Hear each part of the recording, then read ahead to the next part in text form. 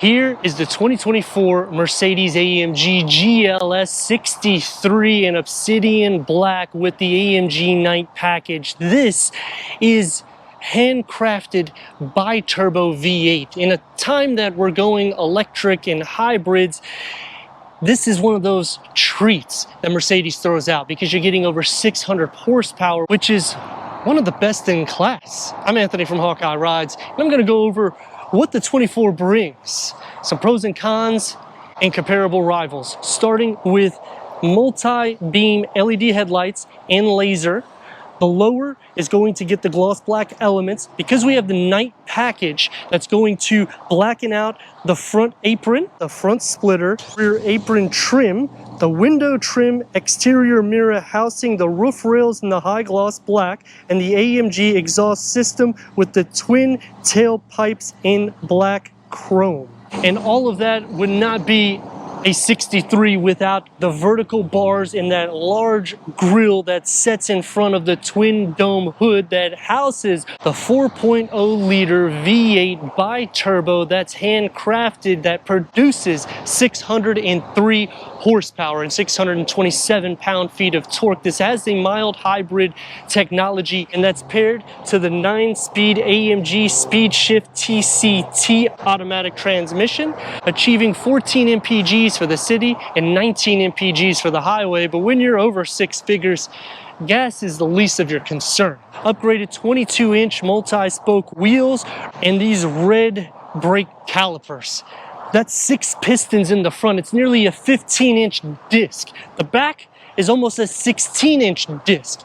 It's slotted, ventilated for full track performance. So when you're thinking about this vehicle, it's track ready and it's an SUV. This is the square box design. It's not even a coupe design, and yet you're getting crazy 0 to 60s. So comparing it to BMW, for the price, this is going to be a little bit more, but you're getting more luxury in the interior of this than you will for the Beamer, and you're getting more horsepower when you're considering the X7 M60i, because you're going to be saving maybe 30 grand, but you would have to go to the XB7 in order to beat this, in which that competes with the Maybach. The 63 comes with the AMG Active Ride Control suspension based on AMG Ride Control Plus, AMG Performance 4MATIC, which is the all-wheel drive system, AMG Dynamic Select system, so you can change the driving modes, AMG Electronic Limited Slip Differential, and for the Range Rover Sport, tick the box for the autobiography. That's 30 grand more than this as a minimum.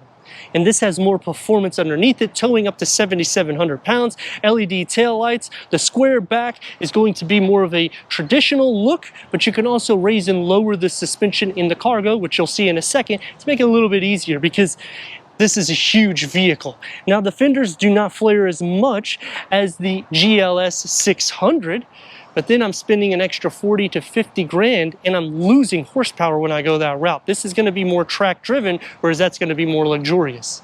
Power liftgate going into over 17 cubic feet of storage behind the third row. Electronically, you can adjust the seats, which we'll get to in a second, with a 12-volt charger, bag holders, and underneath the floor we have a spare tire. You can also lower the suspension in the back to make it a little bit easier for you to load because it does sit up high off the ground. Electronically folding these down at a 50-50 split for the third row to increase the cargo capacity. The privacy shade is pretty good because you could use it here, or you can adjust it to the second row, and then you would only have a 4-seat.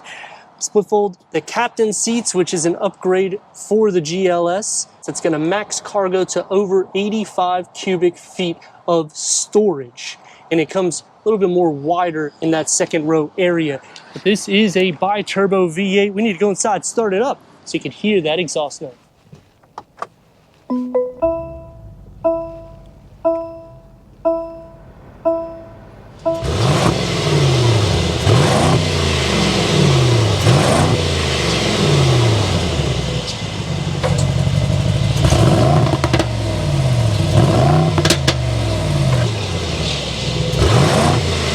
Power seat adjustments for the front and the second row. Heated, ventilated, massage. Headroom, and leg room. The GLS is a large vehicle, so the footwells are going to be deep. You get the sport pedals. The center does cut off a little bit of leg space because it gets wide right here, opening up the wood into a wireless charger, USB 12 volt, and the key fob for the 63.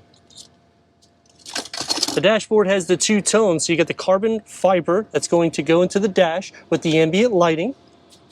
Air vents are going to be stationed all in the center and one on each side. This is going to look like an air vent. It is not, but I like that they do a contrast so it doesn't look naked. With the two screen setup, Apple CarPlay, Android Auto, Sirius XM, AM, FM, streaming Bluetooth audio, augmented navigation. This is for the massage seats and more seat bolstering, plus ambient lighting. Off-road mode, which they're trying to make these vehicles a little bit more rugged to fit in the class of off-road vehicles. The track pack, and this has a dash cam. Put it into reverse, it has a 360-degree reverse camera, full trajectory. It has the 3D also. So when you click here, you can also use your finger to just slide around, or simply use the touchpad right here. Gloss black elements are going to surround everything else, raising and lowering the height of the vehicle and the dynamics, which will change your driving mode. So you can have Sport, Sport Plus, they have a lot of driving modes here, in which you can make this as much of a luxury drive or a sport drive as you like. It's going to be soft to touch. That opens up into a deep storage pocket with a USB port. Leather wrap steering wheel. This is an upgraded performance steering wheel, which means you have the driving mode on the steering wheel. You can change the suspension and you can make the exhaust more throaty because it's an active exhaust. Touch sensitive touchpads on the steering wheel, paddle shifts, and the gauge cluster can go through an array of information for the driver, including changing out the whole design layout with a heads-up display, auto-dimming rear view mirror, and a large pano moonroof. The door is going to get the ambient lighting. It's soft close, one touch up and down for the windows, and a large storage pocket with a beverage holder carved out. For the second row, headroom and leg room, storage behind both of the front seats. Ambient lighting is going to surround pretty much everywhere, as you can see. Red seat belts that's going to contrast. Total of 5 climate controls. Open up here, you got your charging ports and a bottle holder. And the door is going to get the ambient lighting, same materials with the carbon fiber, a medium-sized storage pocket, and the air vents on the side. For the third row, headroom is actually good. Leg space is going to be a little bit tight for two because you're going to be sharing the center. The rails are where they should be because you can put your feet between them. Both sides get 2 USBs, a cup holder, and a little storage for maybe a smaller phone with the air vents and a large window in the back. Handcrafted 4.0 liter bi-turbo V8 with a 48 volt mild hybrid technology, which is a electric generator or starter. That is the EQ Boost. 603 horsepower is coming out underneath the hood. 627 pound-feet of torque. That's no joke. Everything is AMG tuned, so you're gonna get performance, and this is just normal.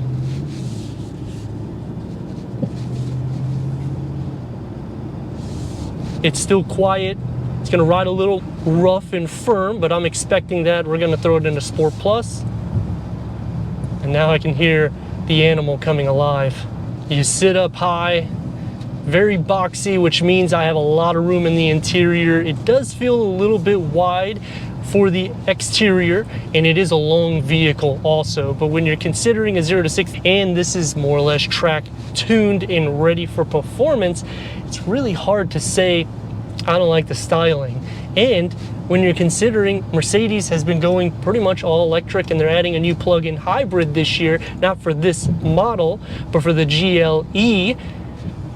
I mean, I like that we're still getting a V8 twin turbo. That's going to take me to some pros and cons, and starting off with the pros is obviously the performance you get, the luxury that's still captured. It's going to be a little bit more soft than a BMW. When you're looking at Audi, they don't really make something that's this long, but you can go to the RSQ8, in which you get a detuned more or less Lamborghini, and it's soft and comfortable, but it's not like this.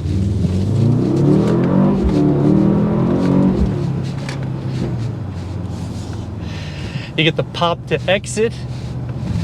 It's a fun vehicle. I mean, it's hard to nitpick because there's a lot of pros. 7,700 pounds of towing is also captured, which that's a daily use car.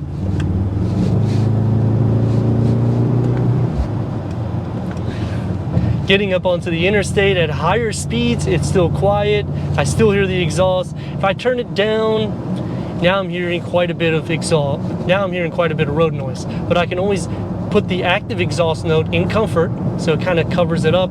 But I'd probably just leave it in sport because there's no need to get better MPGs. You know what you're getting when you spend over 150 grand. Some cons about the vehicle is the features that you put on these models. It makes the price go up extremely high, in which even at a base trim, you're still going to be spending around 150 for this example, in which when I get up to the 63, some of it should just be added, like the AMG Night package. That shouldn't be an upcharge. The 22-inch wheels, they should throw that in. I do like that you get the augmented navigation for the heads-up display because that is just an awesome feature. And look what she gets here.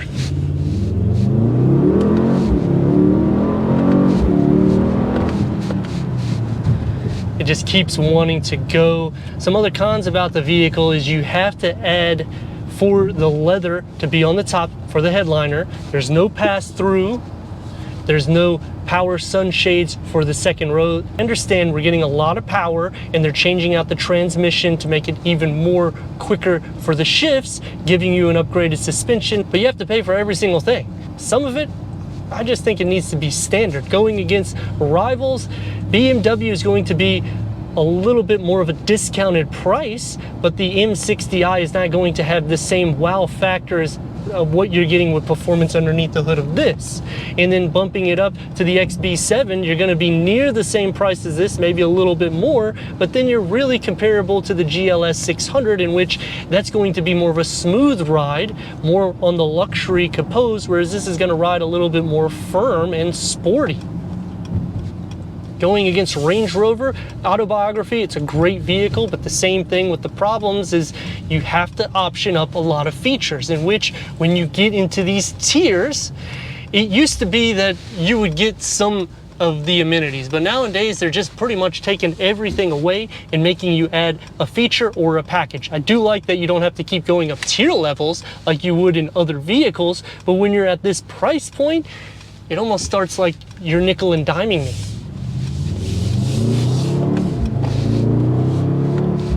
And it shouldn't be the case when you're getting such a great example of power and luxury blended in. I mean, this is truly a special vehicle to drive for a daily or to use it on the weekend, just have fun with it. Not gonna be a perfect 50-50 weight distribution, but it's a long vehicle, over 200 inches. And I mean, you saw the brakes on this thing, it's insane. You have nearly 16 inches of a disc in the back and almost 15 inches in the front with 6 pistons. It's huge. So you're going to be spending some money for service, but when you're at this price point, who cares? But let me know your thoughts in the comments. And if you're new to the channel, consider subscribing. Check out the next video, merchandise, website, and Instagram. Leave a comment and a like. And I'd like to thank Mercedes-Benz of Clearwater for giving us this 2024 Mercedes AMG GLS 63 for our car review.